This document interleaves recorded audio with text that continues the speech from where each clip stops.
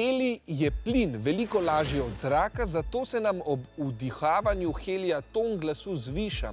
Kaj je vzrok za to spremembo?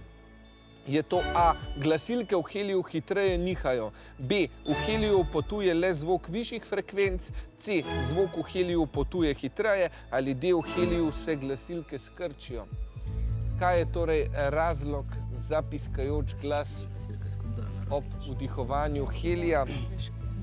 Rumeni so na to vprašanje tudi stavili Brichtolina, kar pomeni, da v primeru pravilnega odgovora dobijo 10 točk. Ekipi pa pravita D. V heliju se glasilke skrčijo. Jasno, Juš, kaj pa vidno tamle eksperimentirata? Ja, pripravljava se na pustno zabavo. Juš, če boš vdihnil ves helij, bo na koncu na zabavi ravno 5 balonov. No. Pa zabavno! Tale helij je bil namenjen znanstveni razlagi, ne pa zdaj le pustni zabavi. Jasno, da je to.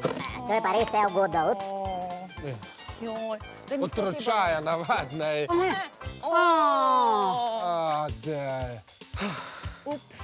Ja, vsi smo že kdaj nesrečno zrli za helijevim balonom, ki ga je odneslo v nebo. Helij ima veliko manjšo gostoto od zraka, zato ob vdihovanju vpliva tudi na naš govor. In ja, naj bo, se bom še jaz žrtvoval za znanost.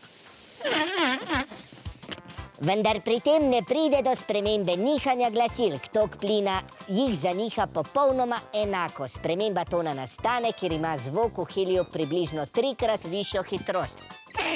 Zato se pri oblikovanju zvoka v naši ustni in nosni votlini poudarijo visoki toni in naš glas zveni višje.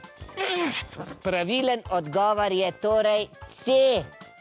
Točk ne bomo podelili, lahko damo seveda en aplavz za obe ekipi. Jasna in Juš, ne hodita daleč, še se bomo igrali.